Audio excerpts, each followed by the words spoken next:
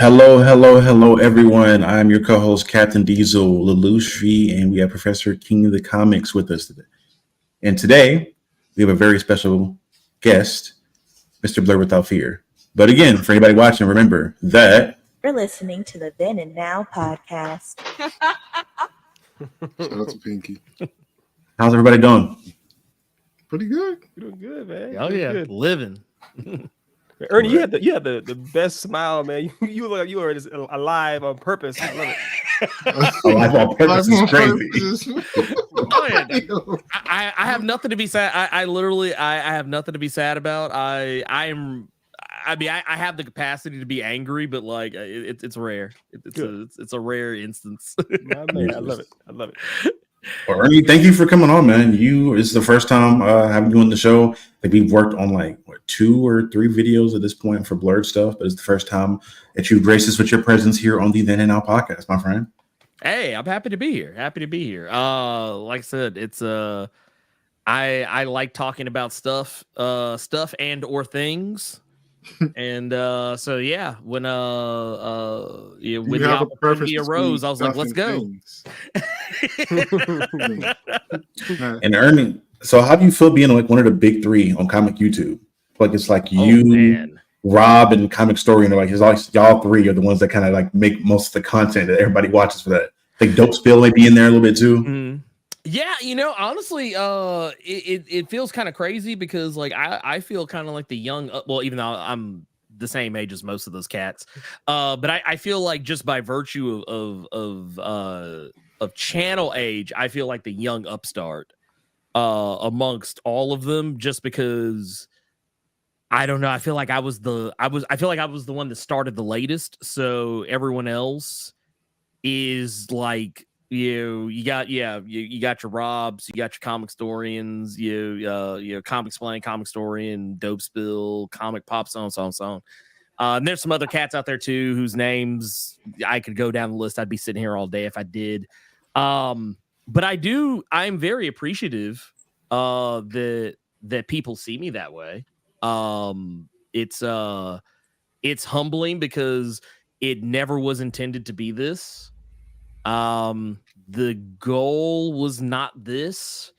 It was really just kind of meant to be something I did just to channel some mental health.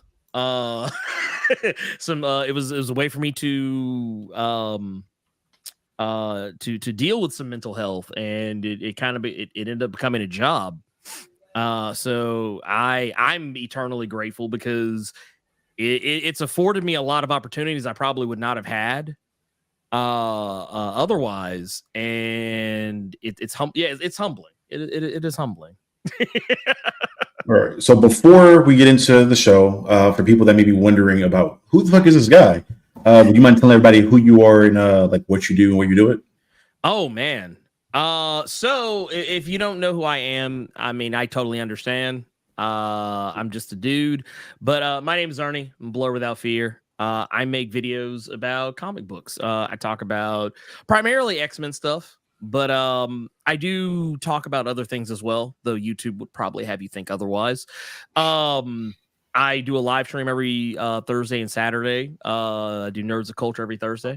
And that's kind of more of you're kind of in-depth and more social commentary, social justice look at things.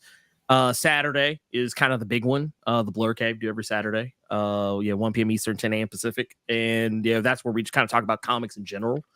But yeah, I do a lot of not to drag it in that direction, but like when you think about like you turn on like a ESPN or like some whatever other sports networking, and have those people who are like your sports analysis. That's me, but for comic books, I guess. Comic book commentator. That is what I am. There you go. That's a better way to describe it. I'm not gonna lie to you. Yeah, that's all I got. That's all I got. So for guys here today, we have 3 main big topics we're gonna get into. First of which being Deadpool 3.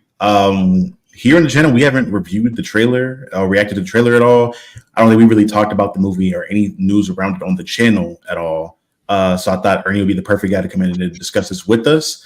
because there's a lot of big, some news, some fake news around what's going to happen, how it's going to change the state of the MCU going forward, how Ryan Reynolds and Deadpool 3 will be the savior of the MCU going forward. There's been a lot of stuff, but Ernie, we can start. Ernie, what are your thoughts on what you've seen so far out of the trailers, out of the news? Anything intriguing you? So real quick before we get into it, it is called Deadpool and Wolverine. Before people blast us too much, Deadpool and Wolverine. True. Well, here's what I'll say about it. For me personally, and everything that I've seen in it, I know a lot of people are going to go into it with like one particular idea, and I don't think it's going to be what a lot of people are thinking that is. This is Deadpool kills the Marvel universe. That's what this is. But not the MCU.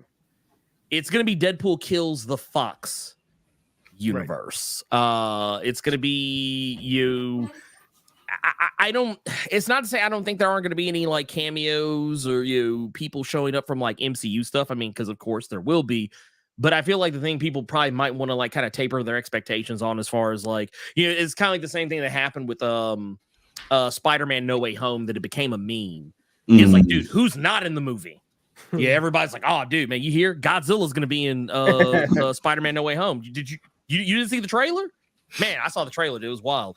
Man, Indiana Jones. Man, dude. Oh, Vin Diesel. The whole Fast and Furious crew. They're going to be in Spider-Man No Way Home, man. It's going to be crazy. No, I think it's going to be big. The scope of it's going to be big. We've already seen character returns like Pyro from the original X-Men movies. We already, even though I don't think this is a spoiler, this is worst kept secret in the whole thing. Cassandra Nova is in the movie. Charles Xavier's evil twin sister, because reasons. Then they confirmed like Jennifer Gardner Electra is back for it.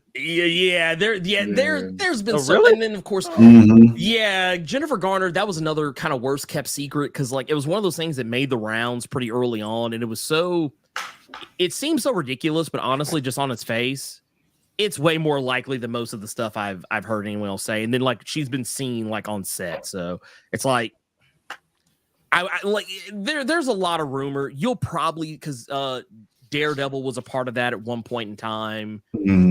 It wouldn't be out of the spectrum of possibility to see blind Ben Affleck in some capacity. Not Daredevil, just blind Ben Affleck. Just blind Ben Affleck. Just Charlie Cox has replaced him. It's one of those situations where like I see a lot of good things that can happen with it. I know a lot of people think that, oh man, dude, Dr. Doom's gonna show up, and it's like, let's calm down. You don't think he's coming? No. Look, the closest I think we saw Dr. Doom in that trailer was him on the cover of that. I think it was Secret Wars 5 that was laying on the floor next to Deadpool in that one. I think that's the most Dr. Doom you go see in that movie. I mean, that's all we need. It's a tease. Pretty much just say, hey, we know. It's not to say there won't be anything else. I mean, yeah, if he shows up, cool. But like, I don't like, man, I saw so many people fall into that trap with Multiverse of Madness that folks wrote a movie in their head that movie could never live up to. That's the biggest trap is having too many expectations, like you said, Ernie, having so many expectations, you set yourself up for all kinds of disappointment, basically. Tom Cruise. Dude, there was a lot of folks thought Tom Cruise was going to be in Multiverse of Madness. Oh yeah, the Iron Man thing. Yeah. I heard that because he's supposed to be like the original Iron Man before RDJ got it, and they were like, "Oh, he's going to come back and be superior Iron Man." And it's like, okay. So here's the thing. I just thought it was funny because I was like, dude, I don't know if y'all can see this, but that's a whole black woman on that screen. I was like, Tom Cruise Mission Impossible didn't just turn into a whole black woman with some twist. I was like, when did has he been tanning? Because that's the only way I can see him being in, unless he's pulling some Robert Downey Jr. Tropic Thunder. I said, that ain't him. And I still give people grief about that to this day. I think when the Marvels came out, I said, hey man, y'all, Tom Cruise is back. He's back. He's in the movie. Dude, Lashana Lynch as Tom Cruise. But Jesus. no, but no, I definitely think that you can set yourself up for failure. You can, I don't even blame the people so much as I blame like your websites that like your clickbait websites that are always like, ooh, did you know so and so's here's 10 reasons why. I don't know. Arnold Schwarzenegger is going to be in the MCU. Here's 20 reasons why fill in the blank actor that people would want to see is going to be in the MCU. Like I get why people feel like it's easy to get tricked. There's fake trailers out there, and I always like, man, did you see that trailer? The new Fantastic Four trailer? There's no Fantastic Four trailer. Stop. Stop. The news is always like, oh, this actor's wife had lunch with James Gunn one time 15 years ago. So they got to be in the movie, right? It's like, no. No. I think sometimes people forget that actors and directors are friends. Like a lot of these people know each other. So you see them like Hugh Jackman and Ryan Reynolds. That's one thing. Cause like we knew what that was. That was obvious. Deadpool and Wolverine is once yet another worst kept secret in Hollywood. Yeah. But like, if you like, I remember when the rumor, the hugest rumor was how, Galactus was going to show up in Endgame for whatever reason. Why would he? Or some random other. Oh man, did you know Doctor Doom? He's gonna be in Wakanda forever. It's like I did see stuff about that. I did, yeah. And the thing is, it's all born from something. It's because people take us. Yeah, people take a little small rumor that is unfounded, has no basis in reality, and they run with it. And they take it as a fact, even though it was never. It has never been corroborated by anybody. It has never been co-signed by anybody. The whole Silver Cheeks, Silver Surfer. She's gonna be a woman. We've seen the leaks. Right, none of that stuff was corroborated. People were mad for no reason, and I was like, dude, just. It's like being an MCU fan or just comic book movie fan in general. It's like being a wrestling fan. Pretty much. It's you have to understand when you're being worked and like what's a work and what's a shoot. Like, is this storyline or is this real? And that's kind of how you have to treat the MCU. You gotta, at least in terms of these websites, like, is this stuff over here? Is this fake? Is this fake news? And it's like, okay, well, because honestly, unless I see that little white man Kevin Feige in the hat say that it's real, I don't believe it. That's just my general. Until I see an actual real trailer, it's not real to me. In any capacity. It makes sense to me. We live in a day and age where a fan can start a blog site in 5 seconds, and if their thumbnail looks good and they have a Facebook to post it on, I mean, it can really pick traction. CBR. I challenge you right now. Go on YouTube and look up like Fantastic Four trailer. Look up Dragon Ball live action trailer. There are people out there who are making these little videos and they're not real. They're just splicing together footage. They're not even deep fakes at this point. They're just like this splicing together footage like it's an anime music video in like the early aughts.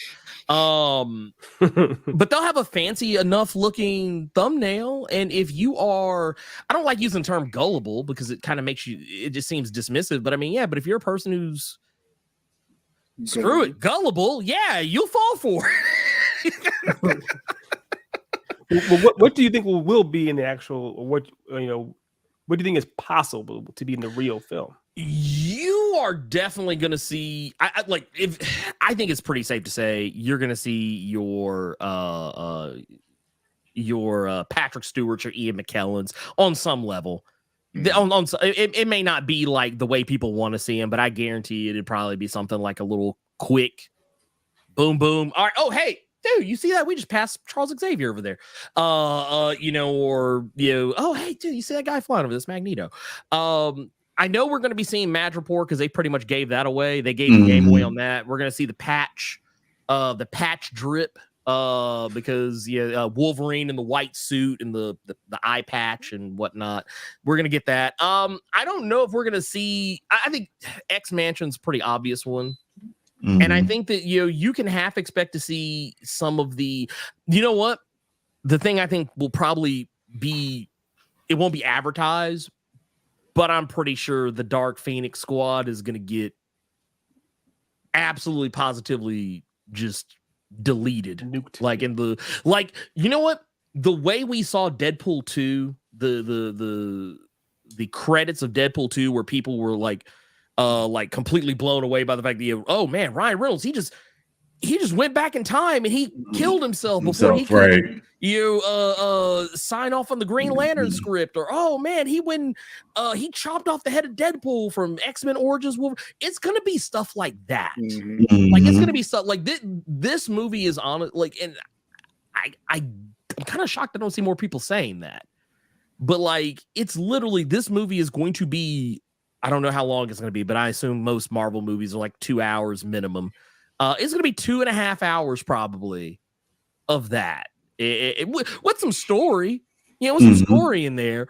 And I know there's some people who said they weren't coming back, but I mean, I don't believe anything anyone says. Like it's like I feel like at this point, Chris Evans is coming back because I feel like he's played enough roles way different from Captain America at this point to be like, all right, I feel like I can come back and do this now. Man's out here write movies. RDJ when he got a fucking Oscar again, and like, come on, bro, you've had enough time. Come on back. He's good. You had a good vacation. The thing is, this is one of those kind of like it's kind of like Endgame. It was a once in a lifetime movie. You don't get movies like that. Like, and I think that's also another kind of sad reality. Is I think people like once Infinity War and Endgame came out, everybody's like, oh no, this is how all of them are going to be from now. It's like, oh. You got to build up to that. No, 10-year build up. Like, could you imagine like if every movie came out and it was an Infinity War Endgame? I'm sorry, but I would be tired. Like you want to talk about people talk about superhero movie fatigue. That would be superhero movie fatigue. Like that would actually be legitimate. Like people would stop going because they'd be like, it was cool, but man, there's just a lot of spectacle. It'll become the new mid. You'll be like, oh, that's mid. Yeah. He died again. Oh no. Yeah. Just to come back. Yeah. it's like, man, dude, they stay killing off Iron Man. Every time, every snap, he snaps every movie. Yeah. And Captain America. I mean, that's look. I appreciate Captain America being there, man. Every movie he's saying "Avengers Assemble." Man, I'm kind of tired. It's lost its luster. I don't want that anymore. It's a sad state of affairs. But the thing is, you can have too much of a good thing.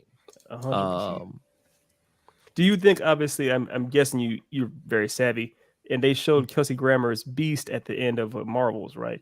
Do you think he'll be in the movie? Because obviously it's Wolverine. He'll be in there. Yeah, I think it's safe to say. Now here's the real catch is which version right? Because the Deadpool stuff is skewed more CG on some characters, like like Colossus. Colossus is is a person, but like there's a CG character in place of a person that was actually on the set. The mocap. So I think. Maybe they might skew more that direction. Wasn't the original one he was more prosthetics, right? If I remember right. That was all like that was a mask and some suit.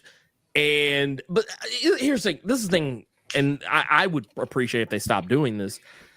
I get it. There are SAG rules, and some actors don't like doing a lot of like heavy makeup, prosthetics, whatever. They don't like their faces being covered, whatever. I mean, honestly, the greatest crime ever committed to superhero films to me has been, man, Cap, I gotta take my helmet off. Spider-Man, I gotta take my mask off. Like, I gotta find some. What was in the X-Men movies? The Nicholas Hoult, who was playing Beast at the time, he was like, man, I gotta find some kind of way to turn back to normal. So right, you could just see me. Jennifer Lawrence, same thing. I don't want to be blue, so I'm here. Let me real quick. Let me turn back to just regular ass Jennifer Lawrence. Jennifer Lawrence. Just walked out of Starbucks. Just walked out of Starbucks, man, or out of Jamba Juice or somewhere. That's what that would be my only concern if they actually put him in like a prosthetic of some sort. Like if they did it if it was a CG beast from the Marvels, honestly, I would just rather they do that because look, I get it. Kelsey's good and grown. Okay. Kelsey's I don't know his precise age off the top of my head, but I'm pretty sure that man's in his good and in his 60s. He is good and in his 60s. I totally get it because I wouldn't want to do it either. Right. But I would like to see that. And honestly, you're thinking about that. I could see there being some crosstalk between not on any major level.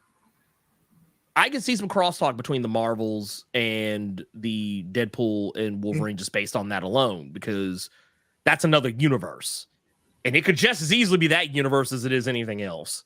Mm-hmm. And it seems to be a world where mutants are more of a thing, and that was a thing for Fox. So like it could also be something that never gets addressed for like 20 years. But but yeah, I think honestly, you know what I would like to see? I would like to see some actual damn Sentinels. That's what I'd want to see. You didn't like the design from you didn't like the Days of Future Past version they had? The little it was close. Scaly thing? It was close. It was you know what it was? It was halfway there. I was like, you know what? I said, if y'all made these like 20 feet bigger. And because I was like, these are cute. These are cute little proto Sentinels. But like, I was like, man, dude, I'm ready for somebody to actually put some legit, like 50-foot tall Sentinels on the screen. And I was like, why have we not done this yet? I mean, we got it in like X-Men: The Last Stand, but I mean, you couldn't see it. Yeah, you saw his head. You saw the head. Yeah. You saw that big light in his chest and the eyes, and then the head hit the ground. I was like, come on, man, y'all. You got some old school 97 Hulk mutant. Yeah, let's go. If you want to see, you gotta go to X-Men 97. That's the only time you get the Sentinels. Yeah, like it just people. I think if people really want to like put their voice out there and say, hey, we need this, look, that's what you ask for. That's the type of stuff you ask for. And I think you're more likely to get it now versus back then. And you know what? Seeing Hugh Jackman in the costume, I don't care if he's got sleeves. I don't care if he don't even have to wear the mask. Honestly, I don't even care if he wears the mask. It's weird though. It's weird. It's just as long as he's wearing as long as it's not the black leather costume from like the first 2 or 3 Ultimate whatever X-Men. movies. Yeah, I don't. That's all I care about. Like this movie is like my childhood right here. On the screen, and so helpful. That being said, what are you guys looking forward to the most out of seeing from this film? Is there a particular character, a cameo, a moment that you're looking forward to? I hope that they visit that. What was the horror X-Men movie that came out? I hope they go to that and just New Mutants. New Mutants. Just shoot that like 2 times, please. Like I love that potential. That was potential.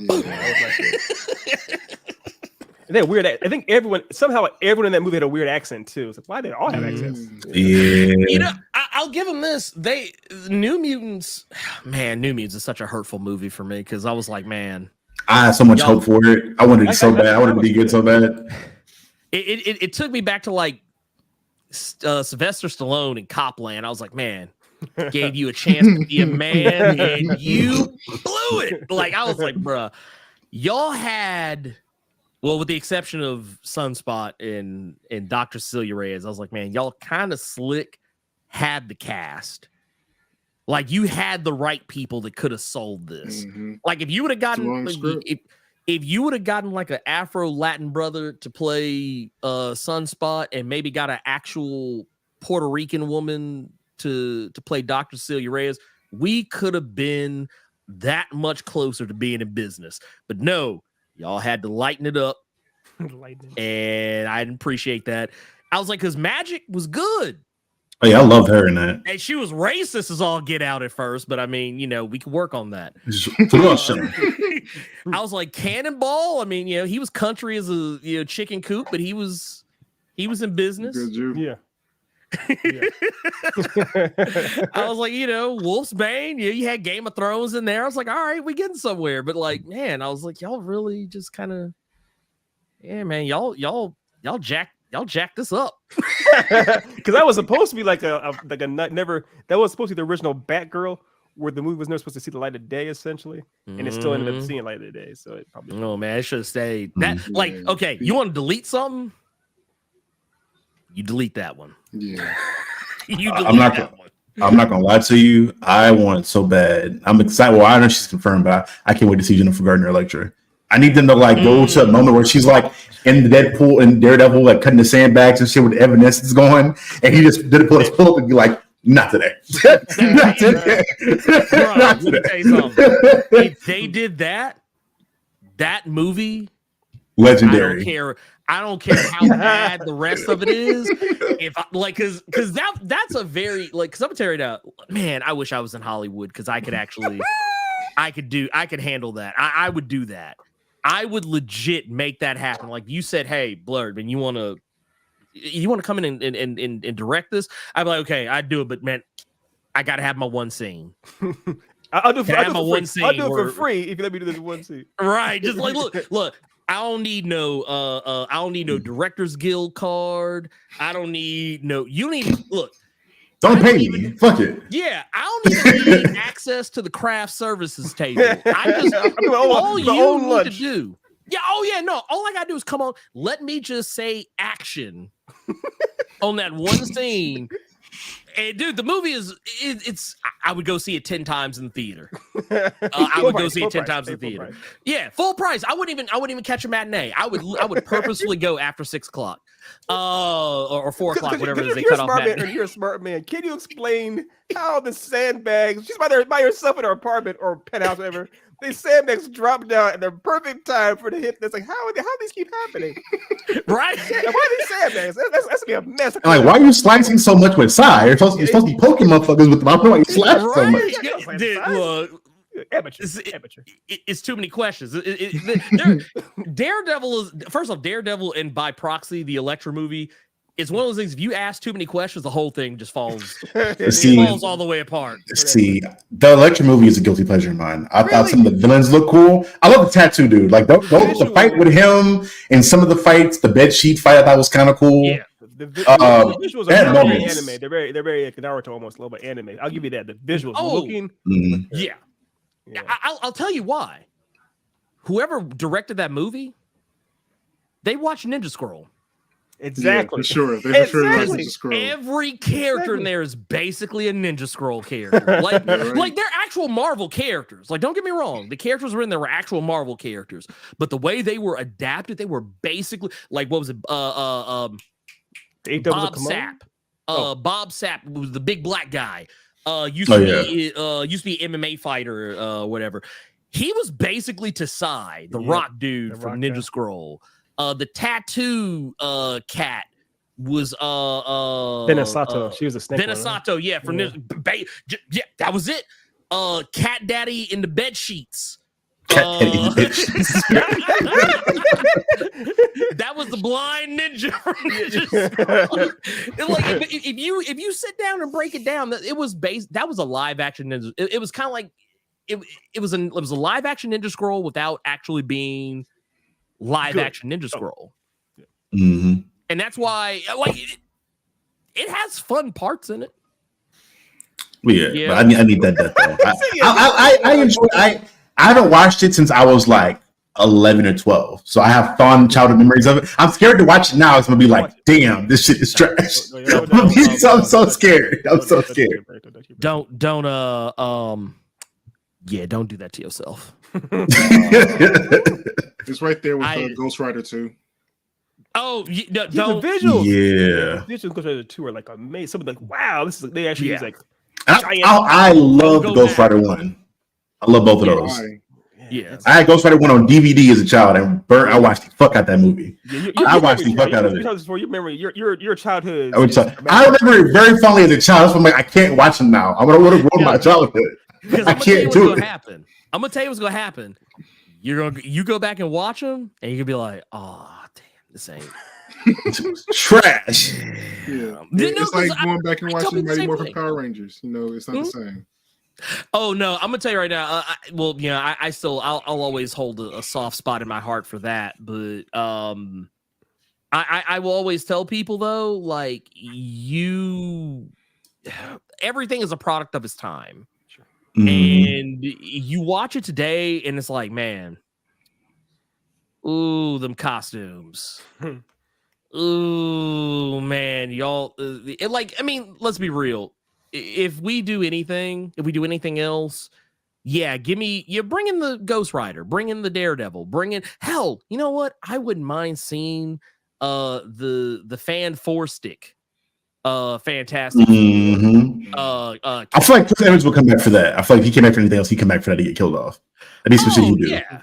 Oh yeah, dude. I would the greatest travesty. The greatest travesty on earth to me was always the I know a lot of people would probably want to bring up Rise of the Silver Surfer. No, that wasn't the greatest travesty. The greatest travesty was having a Fantastic Four movie with Julian McMahon as Dr. Doom, and you wasted it. Because that was like I was like, man, Dr. Doom's actually kind of cold in these movies, but man, he was the right straight up booty. I mean, if you see Nip Tuck, if you see him in Nip Tuck, that's pretty much him right before he has a mask on. I had this fucking the Burger King toy that they had at the time. I had that Dr. Doom toy. Like I think I had 2 or 3 of them. Dude, let me tell you something. I read an interview with Julian McMahon, and it let me know that he was better than we deserved. This man said, and I quote, that he specifically sought out every Dr. Doom appearance in comics he could find, and he practiced the Dr. Doom hand. Wow. Because he said he wanted to get it perfect. That's incredible. Yeah. Like he said, oh, Dr. Doom, he has these really, like he acts with his hands. He was like, oh, the way that he said, if you look at the panels when he holds his hand out, the way like his fingers are twisted and contorted to like wield his power. He was like, I really wanted to portray that. And I was like, this movie's gonna be cheeks. Meanwhile, Jessica Alba's in Torment. Yeah, dude. I was like, man, I forgot she was miserable. She was like miserable in both of those movies. She was like, she did not want to be there. No. And then the second one, they gave her those giant blue contacts, but she couldn't see out of, and you could tell because she stood still the entire movie. That's right. I would, you know what? And I know this would be too much, but if they could get them back. Because I know Michael Chiklis ain't doing nothing. You can get him. You can get Michael Chiklis. The Shield ain't doing nothing. The commish is not busy. Call him. Call that man, okay? Get them. I forget the name of the cat that was playing Reed, but I know he's not doing anything either. Go call him. Ian Groofel, whatever. I can't pronounce Groof something. Honestly, I said that because I don't really know how to pronounce that dude's name. I didn't want to jack his name up too bad because I know I would. But no, he ain't doing nothing. I know he's not. I haven't seen him in anything. That man has been in witness protection since that movie came out. That being said, I want to transition into the second topic here in regards to comics and just the current state of them. I know I've watched a couple videos now. I think not Rob, Comic Historian has done like a couple videos looking at like the issues with Spider-Man comics right now and looking at some of the stuff going on with Nightcrawler and a lot of the convolutedness you see in a lot of MCU and DC stuff, and to an extent some of the independent stuff as well. What's your current perspective and take on where comics are right now? Well, I tell you what, my issue with comics nowadays has nothing to do with any storylines specific. It has to do with how the business is run. It's The books that are great get canceled because nobody's buying them. And the books that are terrible are allowed to persist for some reason or another. I know some of it's because they're actually getting bought, but like they're not getting read. Amazing Spider-Man is a huge offender because right now Amazing Spider-Man has been wild trash for the past 2 or 3 years. And yet the book keeps going. It's I think it's bi-monthly. Like new issues twice a month. And it's very telling when there are 3 other Spider-Man books out that are all better than Amazing Spider-Man. Like, I never thought I'd live in a day when Amazing Spider-Man was the worst Spider-Man book. I remember Amazing Spider-Man was a go. It was like, oh, look, man, you read Amazing Spider-Man, Spectacular Spider-Man if you got to, and sometimes regular Spider-Man was okay, and you read Web of Spider-Man only if you're desperate. But we live in a day and age right now where Miles Morales Spider-Man, infinitely better than Amazing Spider-Man. Ultimate Spider-Man has only been out 2 issues. Infinitely better than Amazing Spider-Man. The Spectacular Spider-Men with both Peter and Miles. 1 issue, already better than 30 issues of Amazing Spider-Man. Or I think they're on 40 something now. The stuff with Nightcrawler, if it's in relation to like the recent retcon they did, I don't have a problem with that one. I think that's fine. I think people made a mountain out of a molehill on that one because it was the original plan. It's just that things like the Comics Code Authority existed back then, so you weren't going to get that.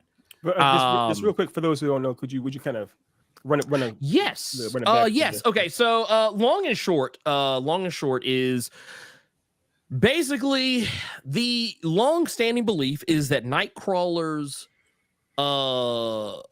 father was Azazel or Azazel, however everyone says it differently. I just say both so people leave me alone. And that was pretty much the gist of it. That was the gist of it. Mystique had Nightcrawler, had the baby, and she passed out by the river, and baby kind of went up the stream, and that was pretty much it.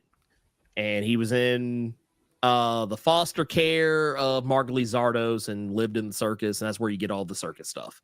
And then they came back later and kind of implied there might be some who knows what to the story, but then eventually they just recently had it just this past year. We had X-Men Blue Origins, and in that it was revealed that Mystique is technically both the mother and father of Nightcrawler, in so much as she transformed into a man, and they actually kind of imply that she transformed into Azazel and then slept with Destiny, which is her wife.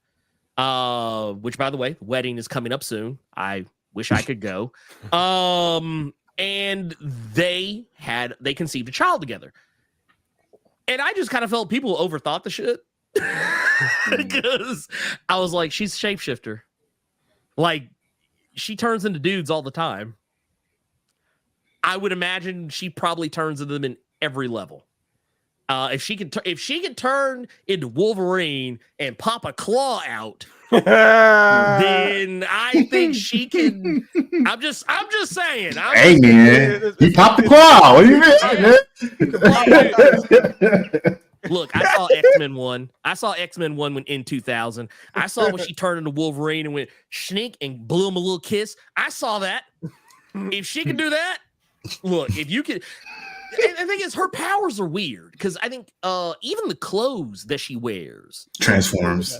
That's all her. Like even like I think there was an issue I read somewhere where she was talking about how she synthesizes glasses. Like she says easy. She can literally make herself into whatever. Easy. So it's like I think I even remember her saying it's actually easier than turning into another person. What? But like it's it's one of those deals where I was like, you know what? It makes sense to me. I was like, I don't care. I was like, you know what? I was like, this is actually better to me than his dad, the Nightcrawler's dad, being a demon from hell who has tried to kill him on multiple occasions and is, by all accounts, an awful father. I was like, at least Mystique is someone who's trying to be better. She's racist towards humans, but I get it. Humans are pretty awful. I get it. It's like, I mean, you using the hard H when you say human, but I mean, hard H is crazy. Yeah, you use the hard H when you say human, but I mean, it's okay. It's okay. Homo sapien. Yeah, she makes sure to put it out. Yeah, Homo sapien with the hard N on the end. I mean, you a Homo sapien is what you are. You know, I get it, but I feel like that was not even so bad as like there have been way worse storylines that have come out in comics. You look no further than what was it, 2006, 2008, Identity Crisis, the dumbest and worst storyline I've ever read in my entire life, where sexual assault is a plot device. And not only that, but just murder for, I don't know, murder's sake. Sure. Yeah. Go ahead. Right. Yeah. I'm gonna unalive the wife of the elongated man because, you know, I feel like it's gonna bring everybody together, and you know, I'll get my husband, the Atom, back. Oh, by the way, and in the middle of all that, I'm gonna unalive Tim Drake's dad too. Yeah, you know, it's light work. You don't have to worry about that. that to me, that's convoluted. This was Wednesday. This was Nightcrawler's mom's being Destiny Mystique. I was like, it is nothing to me. I was like, I just don't care. I mean, I care, but I'm not mad about it. But no, the problem in the industry is the industry. It's the industry itself. The industry doesn't know, and I say the industry, it's more Marvel and DC don't know what to do with themselves. You know, I feel like Image Comics has the right idea for the most part. Creator owned, they take care of their people for the most part. And honestly, creators make more money there. Like working in Marvel or DC for a lot of creators is just their way of getting their foot in the door somewhere else, which is crazy to think about. Because what happens a lot of times is Marvel and DC, they hire these writers, these artists, and it's usually because it's off the strength of something they did somewhere else.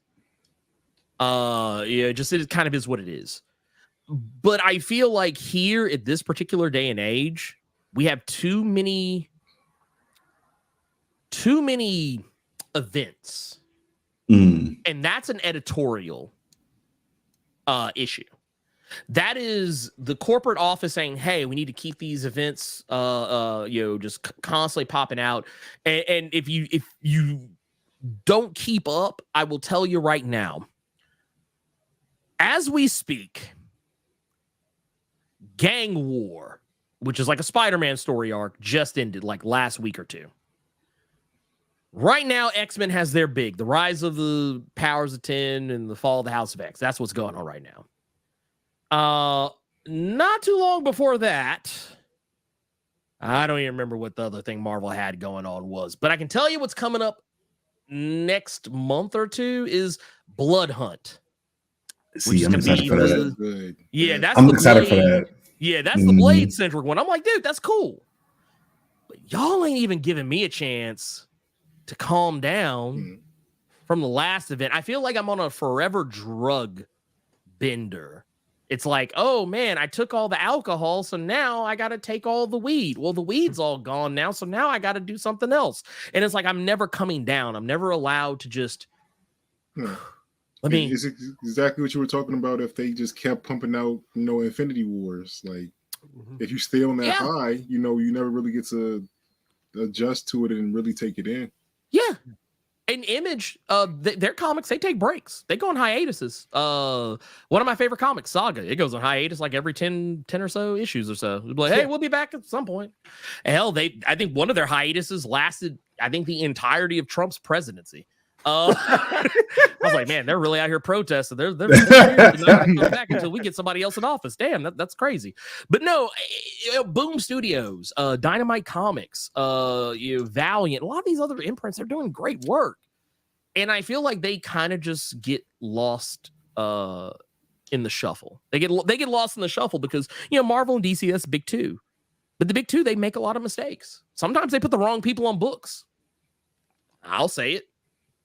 There are some people who should not be writing Spider-Man who are writing Spider-Man right now.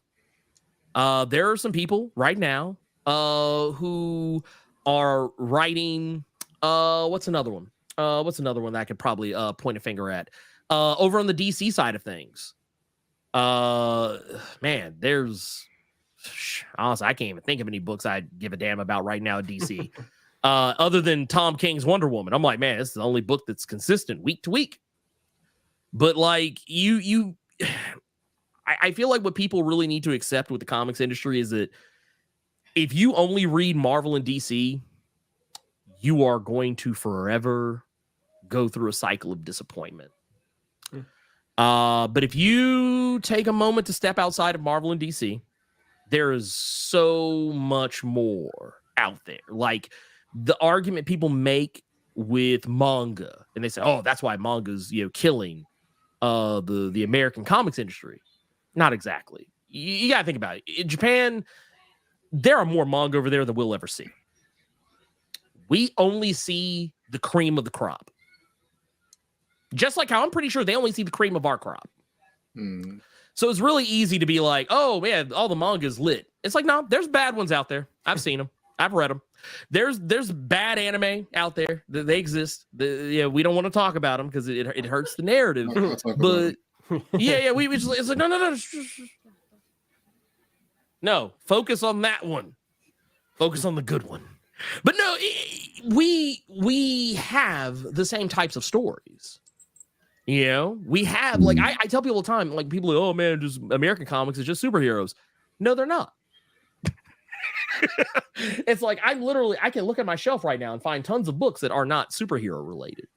You know, I will tell people all the time, go read Once and Future at Boom Studios. Go read Something's Killing the Children at Boom Studios. Yeah, I've seen that. Go read Bitter Root at Image Comics.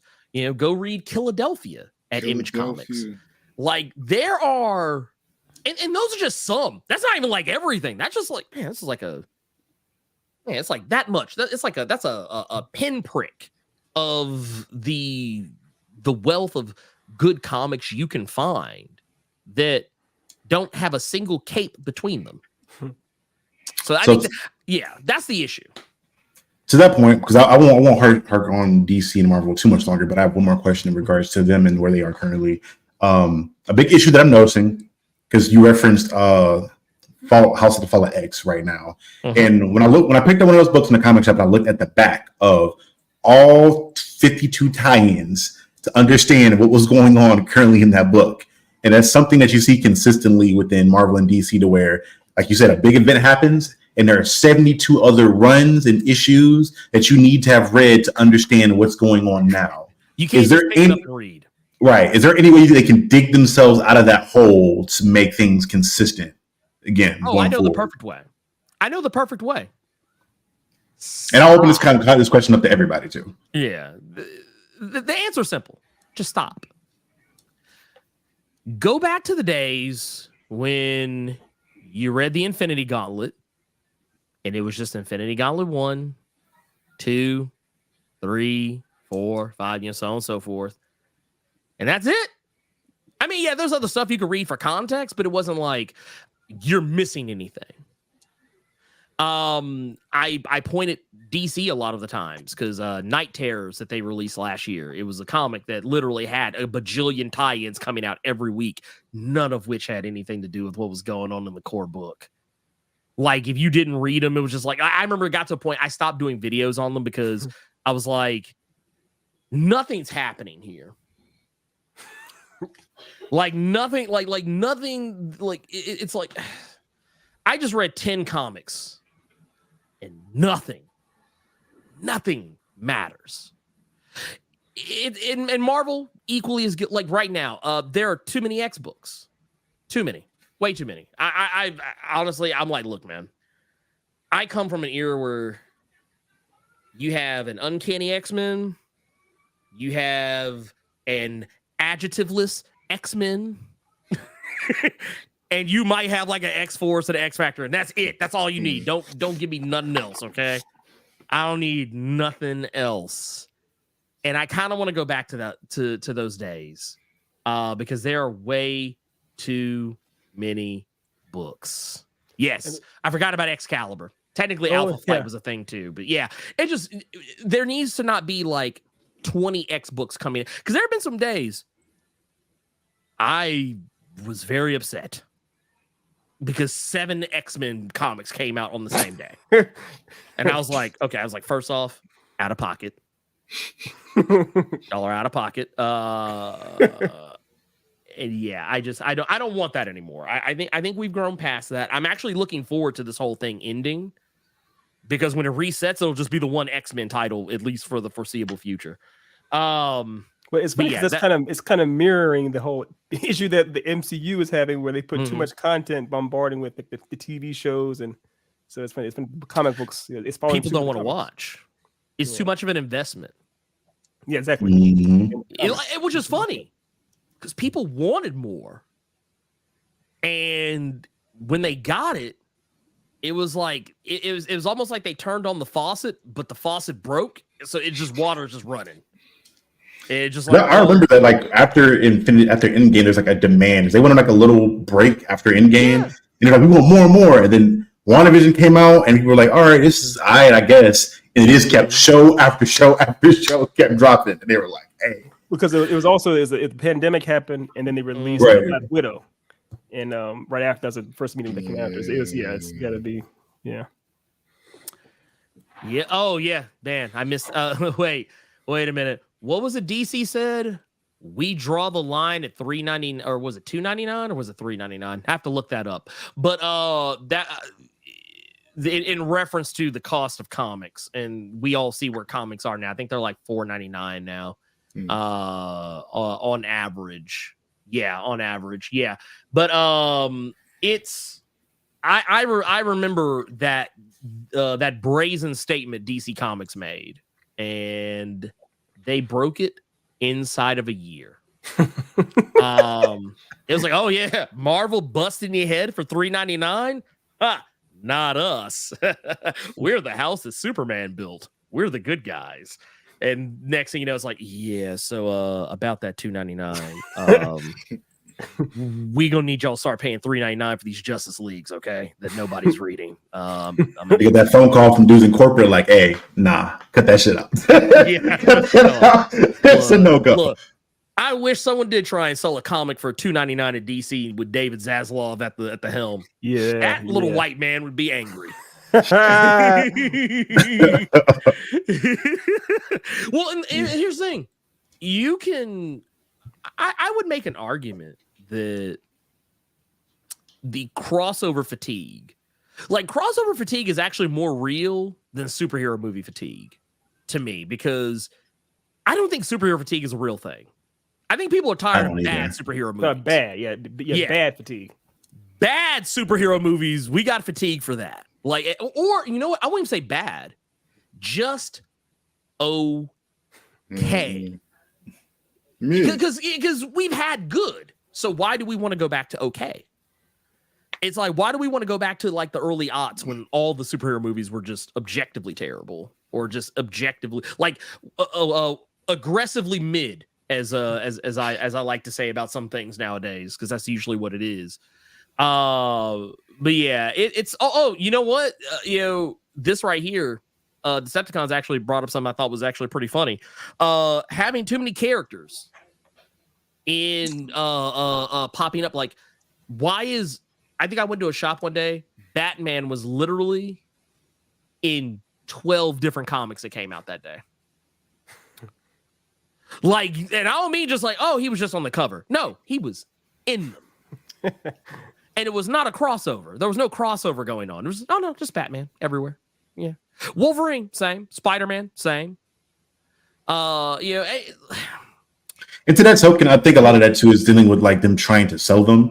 Because I don't know if it's just the company that has that idea of that I guess I understand it to an extent, where if we don't have these well-known, well-liked characters in other books, then people won't, like, nobody's going to go pick up a Static Shock solo book apparently, or insert B-list hero here that people just know about or maybe not know about, or like another Blue Marvel independent series came out. All right, if we don't have Iron Man in this, are people really going to go pick it up and read it? I don't think they give those comics enough time or give them a chance, honestly. And even when it comes to the marketing of it, like with the Blade book you're talking about now, I want to check that series out because I saw hella marketing for it. If you market, let's say it's just a Blade solo book where you just have a team and you market it the same way, I may be more liable to check that out versus throwing him in the X-Force or some shit. Yeah. Well, I mean, that's the thing. And I actually wish they advertised Blade solo comic the way that they're advertising Blood Hunt. Because I'm going to tell you right now, they're advertising Blood Hunt like it's the next big MCU movie. Like, if I didn't know any better, I'd have thought, I'm like, oh, damn, dude, Mahershala Ali, damn, they already shot it. They already shot the Blade movie. Oh, okay. Oh, no. Because even my mother, who doesn't read comics anymore, but she's aware.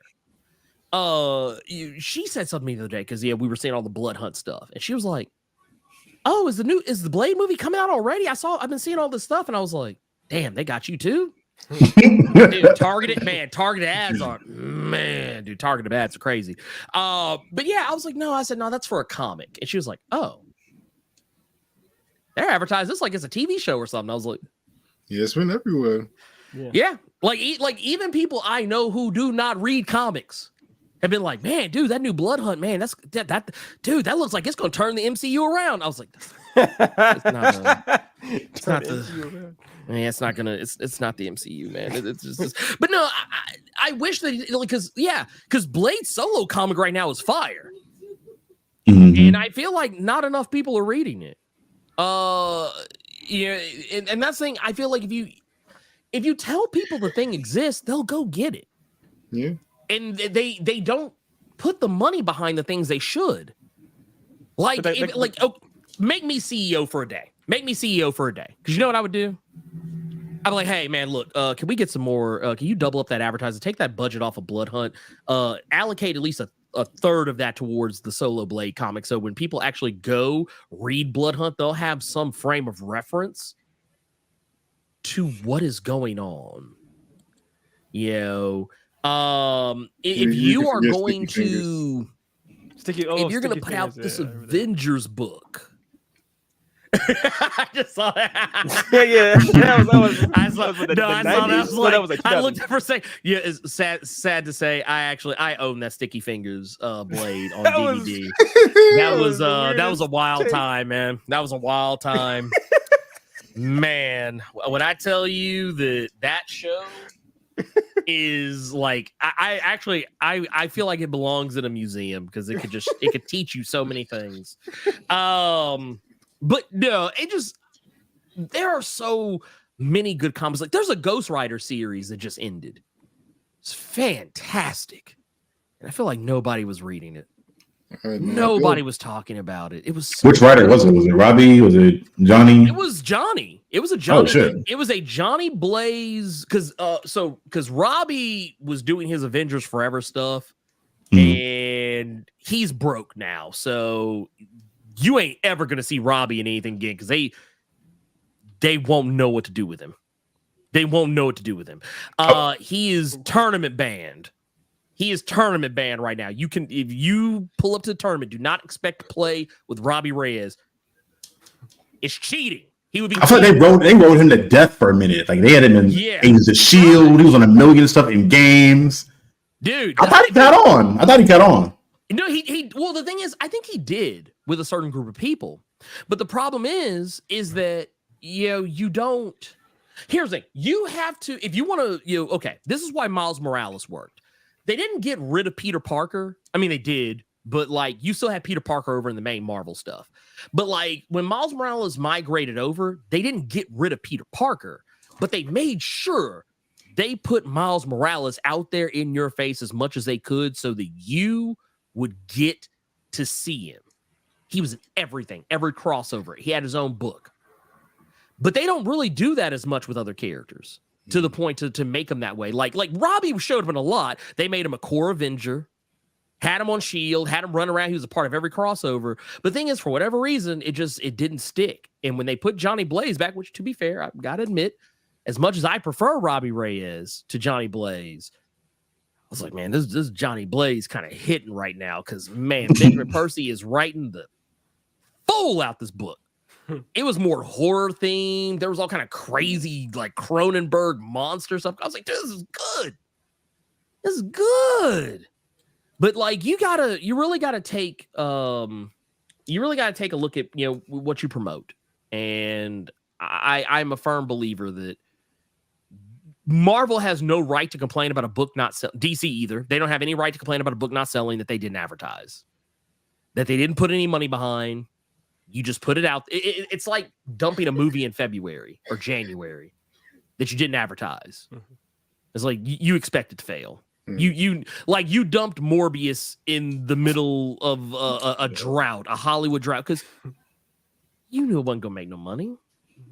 And that's what they did with this, or with these other books. Thankfully, Ghost Rider did well enough that it's getting some more. But like, one of my favorite writers, Al Ewing, his Avengers Incorporated got canceled after issue 2. Jesus, they didn't even give him 5. I mean, he got to finish his 5 issues, but like, they were like, nah, man. And the sad thing is, it was a good book. It was actually legitimately good. There's just so much out there. There's so much content. It's hard. How do you find a way to penetrate all the other things out there? It's almost impossible. Honestly, I think that people want to see new. Because at the end of the day, we all want to be wowed. You're always chasing the dragon. You're always going to be chasing the dragon when you're involved in any type of hobby. Because you're trying to recapture that feeling you got the first time you did it. Whether you realize it or not. But you need to, for one, you got to bump up the advertising. Do TV ads. Do YouTube ads. They do it for everything else. Hell, they made sure I knew Gods was going to be a thing, and that book is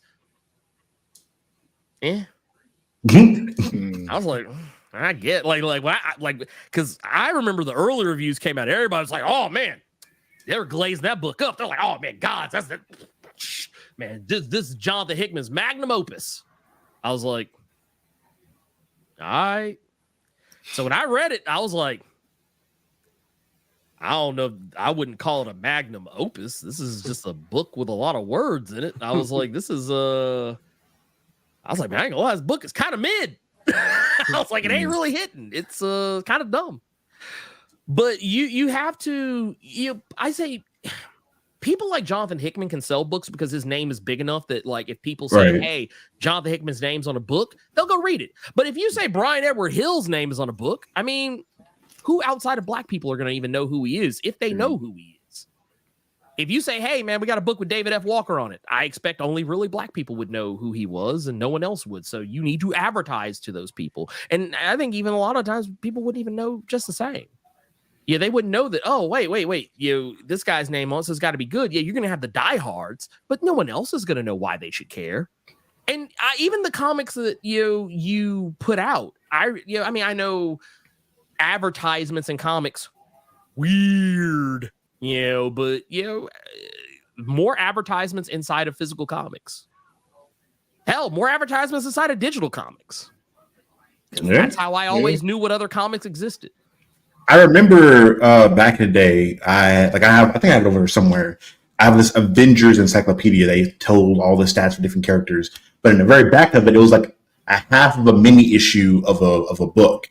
So like I read all through the whole encyclopedia, and I had this little comic in the back of it. And I was like, "Ooh, I like what I read here. I want to go pick this up."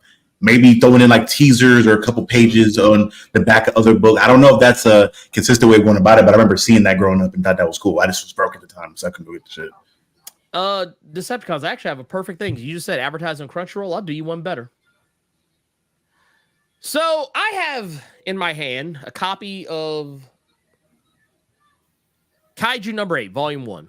Greatness. This book cost me, actually it's $9.99 USA, but I actually only paid $7 for it.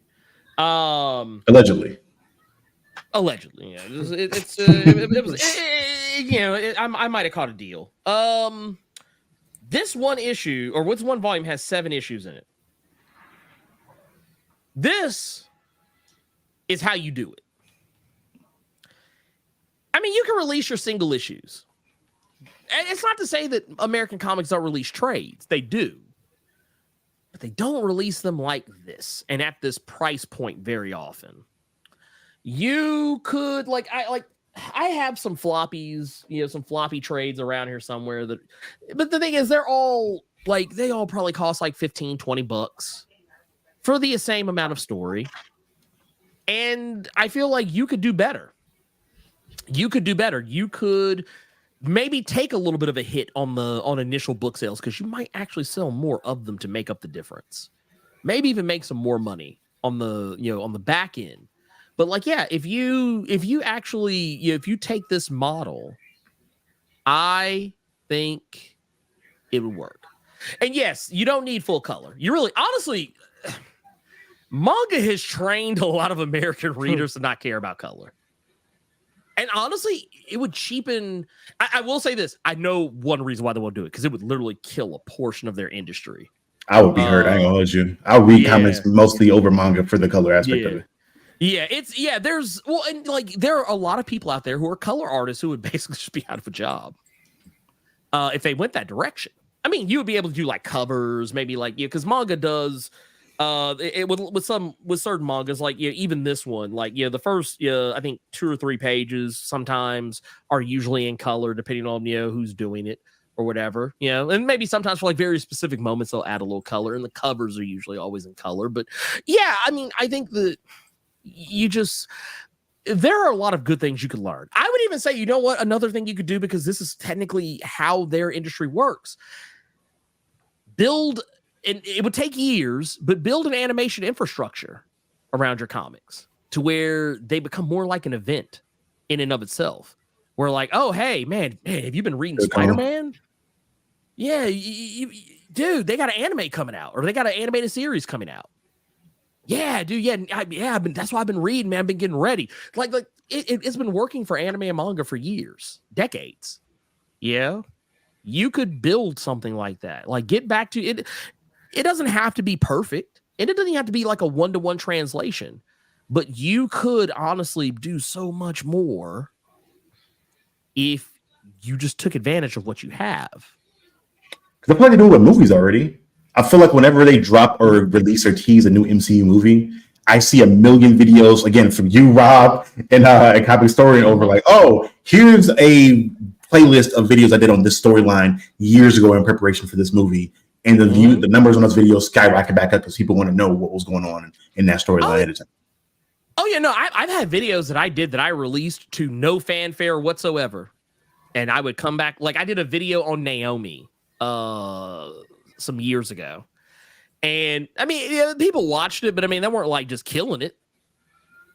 And then when the CW show came out, I came back later, and I was looking at my analytics just to see what was popping off. And I saw Naomi was in the top 10 of my videos. And it was a video I literally, I posted years ago. And I was like, Naomi? Strange. And then I was like, oh, okay. Oh, it's because the show. And when I went back, look, it was oh, now this video's got, 20, 30 some thousand views or whatever now or something along those lines. I was like, damn. Okay. I mean, I do this for the people. I do this for you, the people. Right. Well, to close up the show, the move on to the last topic. This is a question I have for everybody. This is more of a fun, fair question, fan-fair question I have. We've talked about it a couple of times in the show, but if you could choose any storyline of a comic to be adapted into animation, live action, whatever medium you prefer, what storyline would that be and why? And I'm going to move left all the way down. I think we're going to get to you last to close it out. Yeah, you good. But Lelouch? Yeah, starting with me. That's actually hard to pick one But if I'm gonna pick one, I'll just go ahead and take it before anybody else does. I'll take the Carolina Static comics because I mean I feel like that will translate so well into live action. It just makes sense, and it's about time to put a Static Shock thing out to the mainstream anyway. It was so well received 20 years ago. I think it'll do 3 times as good now. Let's put it out. King of the Comics. Actually, it's funny. Ernie brought up earlier. Saga's been around for a while now, like over a decade. Actually, I know Brian Campbell has been writing that has been writing it constantly. It breaks, but yeah, I actually would like to see that. That'd be a mind job of an adaptation to see how they do all that stuff and pull off the TV screen heads and everything. So I want to see Saga. Oh yeah, that would be. I would want them to make it just to prove it could be done. Yeah. Because I would love to see how, because it's such a weird, zany comic. I don't know how you would have, honestly, 10 years from now. Halo series is garbage. We don't talk about that. Throw that shit away. No, it already exists. It's already out there. What do you mean? No, I'm gonna, man, that is such a tough one because some of the ones I've really wanted have been made, and have not been great. Man, you know what? I tell you what, easy. If you wanted to really mess a lot of people's heads up, if you really want to mess some people's heads up, I would say give me one of my favorite comics from I think it was probably from last year and the year before, The Nice House on the Lake, which it's a DC Black Label comic. One of the shit, yeah, that's be dark as fuck. Okay. Oh yeah, that's the one that had Batman showing his dick, right? That was oh my god, it was Batman something. I remember the subtitle, but this right here, The Nice House on the Lake, is really, I actually highly recommend it to anyone that's that likes non-cape comics. But for those unfamiliar, it is a story about a guy who invites all of his friends, very close-knit group of people, but all the people he's super close with, to his titular nice house on the lake. And I never really want to tell people what it's exactly about because it's almost better to just go in completely cold. But just know that when this happens, the end of the world happens. Oh, shit. And they're the only ones left. Mm-hmm. And it's how they deal with that information. And not to mention how the world ends, because that's actually very important. But how the world ends is very, very, very significant. And how people kind of turn on each other or devolve into baser versions of themselves. Okay, yeah, that description alone. It would make a great TV show. It'd make a fantastic TV show. Well, this sounds like From.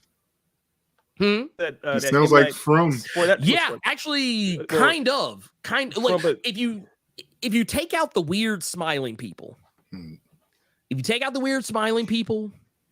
and you just really, really dig into the human story, and it's just a fun book. It's a really, well, I say fun. Fun is probably the worst word for it. It's a good book. It's fun to read, but it is definitely it gets dark. Yeah, it's fun, like dark Berserk. in some spots. it's like classic Stephen King, the Mist, the book. Actually, that's actually probably the best way to describe it. It's like the best story Stephen King never wrote. Oh, that should actually be on the cover of the book. Well, actually, let me check. Let me make sure I didn't just slick read that. No. I didn't do it. Oh, wait, actually, I kind of slick did. Only not. It says The Nice House on the Lake is basically Lawrence Kasdan's The Big Chill by way of Michael Schur's The Good Place and Stephen King's It. an apocalyptic mystery thriller that Damn, what reads the like fuck? a better version of It's Lost like- as told through the medium of comics. So in a way, It's it kind of a did good some- place. Trying to keep up with all that. Like, wait a minute. That's how- Demented. That roadmap has and- pivots in it. Well, it's James Tynan the Fourth, if it tells you anything. So yeah, but basically that is it. That is pretty much it. So yeah, but yeah, all of those things, like yeah, some of it I don't see, but I do get where they're coming from with some of it. But I will say, if you wanted like a better Lost or a Lost with a better ending, yeah, there you go. Or an ending that makes somewhat more sense. That would be the Nice House on the Lake. I think for me, Sold me on it. Mhm. for me, I think my co-host and most people would expect me to say World War Hulk. Obviously, as much as I would want that, I feel like that's been sullied a little bit. Mm. You know what? You would think Blackest Night would be up there, but I think for me, I would want Marvel Ruins to be made into a story. More so from the fact of that you're looking at the superhero world more so from a human perspective, because you're following this individual who's not a superhero and you kind of taking in, all right, everything in this world has gone to shit. Why has it gone to shit? And you're looking at it from this human perspective. And I always enjoy stories like that, where obviously, like, you look at, there's still the superhero world, but from a person who doesn't have any of that power, any of that exposure, how are they perceiving this world? And it'd be slower, it'd be a little bit darker. I think it'd be like in a similar tone to like The Last of Us, almost, in the sense of like how it's shot, as far as like tonality and things of that nature. That's the kind of vibe I would go for that story. And then just have all the fucked up shit. I think that would sell really fucking well as a movie, a show.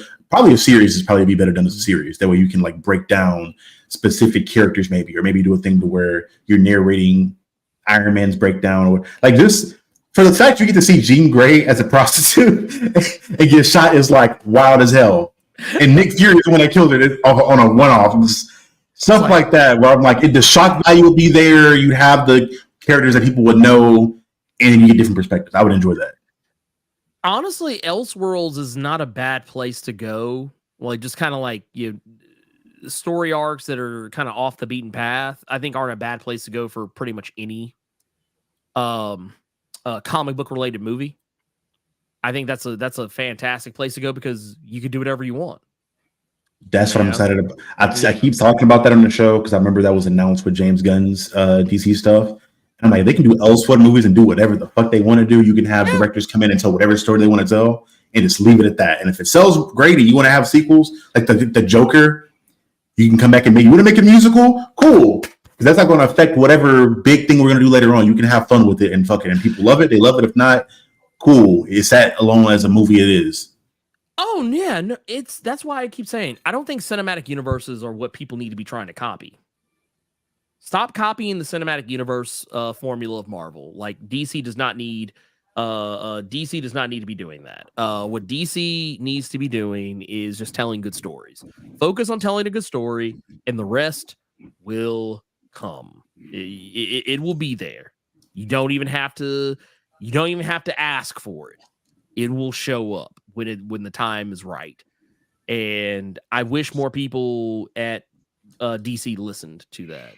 And the examples are there. Like when you look at the things that were popular and have done well, the Batman, the Joker, the Suicide Squad stuff, it was one-off stories. Granted, the Suicide Squad was like a sequel-ish thing, I guess. Yeah, it's like a half, like almost a sequel. Yeah. Most of those stories are just, hey, we're going to tell this story. The director wants to tell it this way with these characters, and it did well in the box office.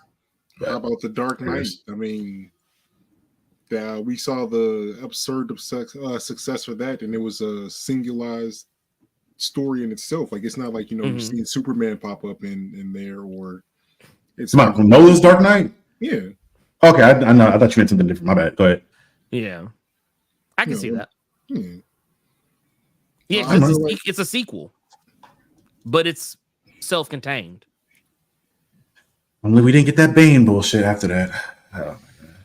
Anyway, I don't want to make myself sad. Still did well, but I mean, yeah, the story that should have been 2 movies, but that's a whole other thing.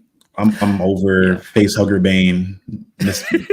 I'm sorry. I've talked about it a lot, and I really got my own validation from. We interviewed Graham Nolan for like our first big interview in the pod, and I was asking him about like how he felt about that version of Bane. He was like, "What the fuck was that?" I said, "Me too," because I have no issue with race changing characters if that person's race and background ethnically wasn't a part of their development. And my whole thing is like, if you make this man, like the whole luchador thing, him being Mexican, him raised in a prison and being this self-made man, and now you take all that and you make him a Ponzi or a Patsy, like you put him in a prison still, but now he's subservient to race, and not even just race, but to Talia his entire life. I'm like, that is the complete opposite of a character of what we got and what made him popular. But cool, it is what it is. But I'll rant about it a lot. Anyway, before we head out, Ernie, would you mind telling the people again where they can find you, what platforms? Oh, yeah. So you can find me on YouTube, youtube.com/Blerd Without Fear. You can also find me on, I'm on social media, but truth be told, I only really go to Twitter. I have Blue Sky and Threads and Instagram, Facebook. I don't check them, so I'm not going to tell you to go there. You'd be wasting your time. I am on Twitter though, at Blerd-Fear. You can find me there. And yeah, keep tuned in because, like I said, there's always new videos coming out pretty much mostly throughout the week. Got some new stuff coming up. Got some Ninja Turtle stuff on the way, as well as some more X-Men stuff and some more editorial. I guess I could say editorial, but like just me just sitting down, just shooting the breeze videos, talking about different comics and some issues I've had with certain comics as of late. Professor E, anything you want to shout out? Obviously follow Ernie. Thank you so much for your time. No, I'm pretty good. Obviously, I'm a big fan of your channel too, Mr. Mr. Dev. If you call you Dev, but so yeah, I'm happy. I'm good. Lelouch. Well, yeah, of course, go to blerd.com. You'll probably see this interview up there on blerd.com pretty soon. Go to Echelon G Novels and get some of our comic books from there because we still got them several books over there and adding more to it. Shout out to Briarlands. We're working on issue 2 for that. Make sure you're watching those Anime for Dummies videos coming up on the Blerd Instagram and YouTube. Those have been doing pretty well. And make sure you tune into the Blerd Poop Entertainment Facebook group where we're talking a lot of shit about every anime that you can think of and comic. We just anything nerd related, honestly. Really. Sometimes not nerd related because we get into arguments about Neg versus Mickey too. I mean, Jesus. I wanted to close out the episode by discussing the passing of somebody who was very important to us in the nerd community. Obviously, Mr. Akira Toriyama. I was very hesitant to put out any content, really just make any post about the passings. I didn't want to feel like I was being very exploitative of his passing. But due to conversations with my co-host here, we decided to repost the video we made a while back on Dragon Ball and its effect on the Black nerd community in America. So it's on the Then and Now podcast, but it's also on the Captain Diesel's Dojo channel as well. I've been doing an eye over there. But if you want to see how, at least from our perspective, how that happened and from our research on there, we have a couple different discussions from different content creators that have been pretty well known to have made DBZ content in the past. That is on there as well. But we want to close the episode out with a moment of silence for Mr. Akira Toriyama. I appreciate you for everything you have done for us and our community and hope you are resting high in the sky, my friend. R.I.P.